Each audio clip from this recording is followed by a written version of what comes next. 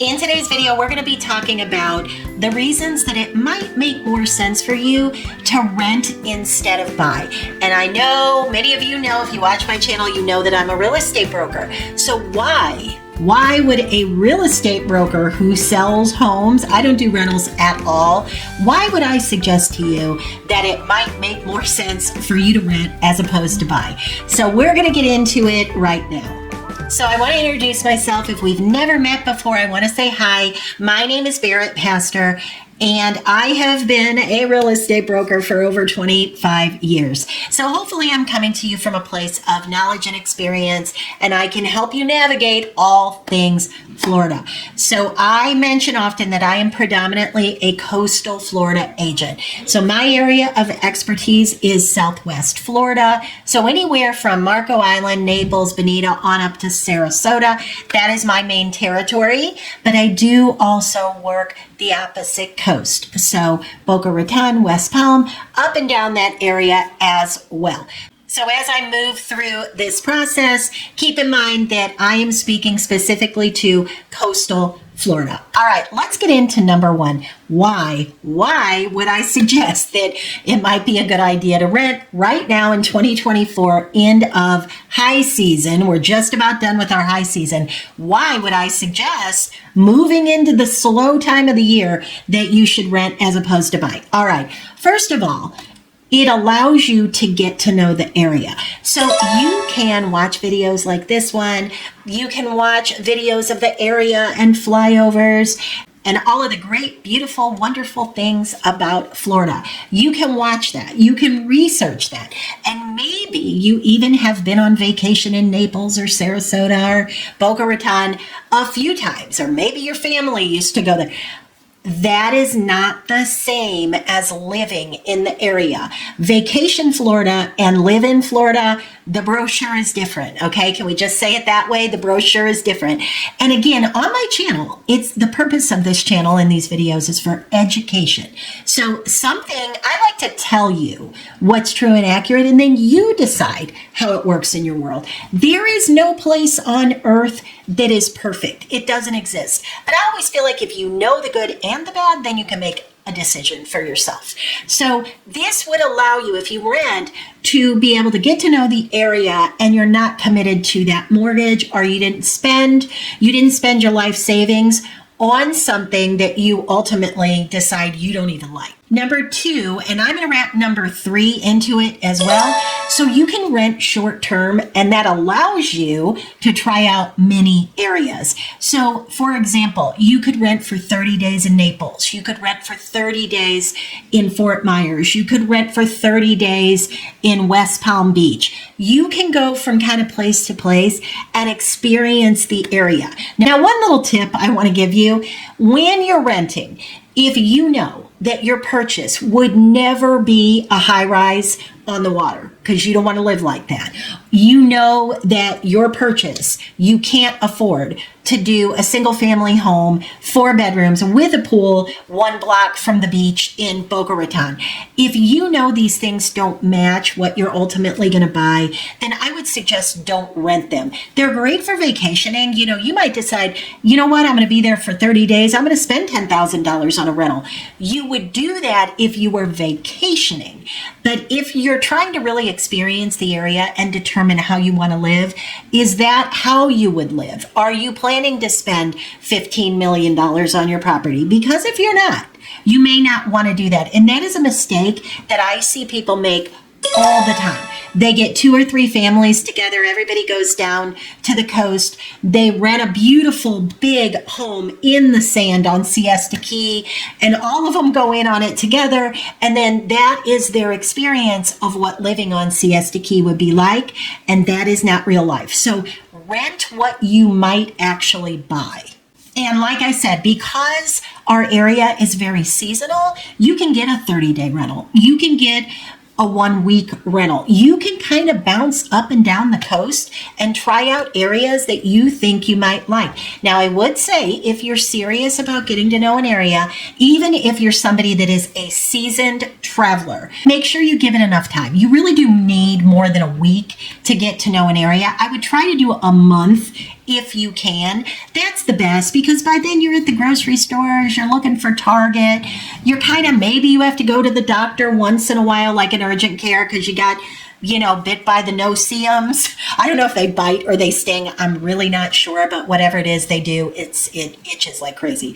But all of that said, you want to experience the area like as in real life. So you need a little bit of time to do that. So I would just say, don't do a week here, a week there. Don't kind of say, all right, I'm about to make a huge purchase and I'm going to commit 3 weeks to this, because honestly, it is not enough time. Make sure that you're getting to know each area, maybe 30 days, 30 days, 30 days. And if you don't have that much time, at least do 2-week blocks if you can. Otherwise, you aren't experiencing life the way that you normally would. You want to check out grocery stores and Target and what is there to do outside of the typical resorty kind of thing. How do you like living in the community? You want to experience all of that to kind of see how you would like to live. If you rent a golfing condo and you're there for, let's say, a week, you're probably perfectly fine with sitting on the lanai and watching the golfers, but how would you feel a month later? A month later, you might want to try out something different, and it might not be a way that you want to live. All right, number 4. Right now, there is a lot of availability. A lot. I use this example all the time. I need some new examples, but it just always seems to fit. Bonita National, as you know, I talk about it all the time. If you're unfamiliar, it's a bundled golf community, and it has changed so much. The prices have come down so much, and it's a beautiful community. I've probably sold maybe 15 condos and little villas in their homes in there. It's a beautiful community, but it is rapidly changing. I use that as an example a lot because I'm always in there looking at it.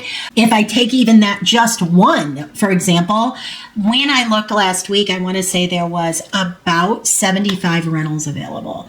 Now, if there are 75 rentals available in one community, do you think you could get some preferred pricing? I agree with you. I think that you definitely could. Naples Park, which is beach walkable to Vanderbilt Beach, bike rideable, there are, I think when I checked, which was last week, there were 112 rentals available. Don't be afraid if the rental is $4,000 to say, listen, I'll take it in July, the entire month of July, which is definitely our off season. It's really hot in July. But if you can tolerate it, and again, remember, real life you're trying to experience. So if you take that for a month in July, do not feel like you can't say, I know you're asking $4,000, I'll give you $2,500. Definitely don't feel like you can't, because when there are 100 other rentals available, somebody's going to take that. So it is a good time right now, ending 2024 season, to grab a couple places on each coast and get yourself set up to just kind of do a tour, do a Florida crawl. Number 5, it just really might be cheaper.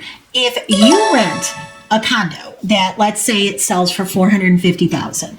So, and let's say they're renting that because of all the reasons that I just mentioned. Let's say they're going to rent that to you for $2,500 a month.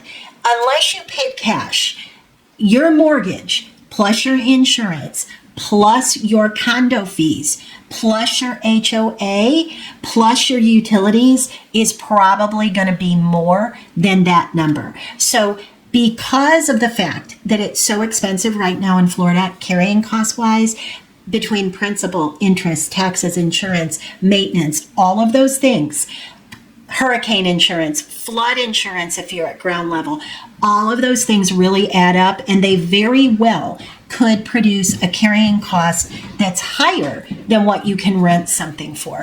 So that is a big reason to maybe just say, look, if you're somebody that's going to snowbird and you know you're going to be there 6 months, it might make more sense for you, calculate it out, to just go ahead and rent and not have the responsibility of all of the maintenance.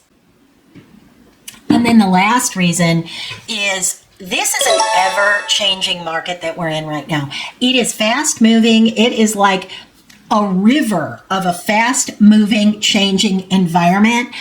One minute you can get insurance, the next you can't. One minute you've got last chance citizens insurance, then they're gone. Then your insurance, there's a lot of insurance companies that have become insolvent, and you get a letter and you're dropped. There are interest rates that are all over the map. They go down into the mid 6s. We wake up the next morning and it's over 7. Ever changing. And right now it's hard. Even as someone like myself with 25 years experience, when I give somebody a comparable, I used to knock those out like this. It was so easy. It was very cookie cutter, very, very easy to give somebody an accurate number. Now, if your agent that you're working with is not willing to give you comparables pre-COVID, and by that I mean pre-2019, if they won't look at those numbers and look at the numbers now and then analyze to see what it's trending, then you know what? You don't have accurate numbers. You have to have that if you're going to make a buy decision now. Now listen, I'm not saying you should not buy now. What I'm saying is you better buy educated, eyes wide open. And that is why on my channel, I just give you facts. I'm working with several buyers right now that right now it does make sense for them to buy. There are reasons in the areas that they want to buy that it does make sense. So we're going to take the area that they're focusing on and we're going to drill down on a micro level to say, okay, which areas are best for them and how do we need to look at these numbers so that they don't buy upside down day one. That this is not a car. We don't do that in Florida. You should have a good purchase that's going to grow in terms of your investment. And right now, that's a bit of a whirlwind. That is a bit, I always say, of a crystal ball. So we have to really look at numbers closely and make sure that we're understanding what's going on in the area that you're focused on looking. So because of that, these are my 6 reasons that if you're thinking about buying, think about these things, determine if it's worth it to rent first, and then we go from there.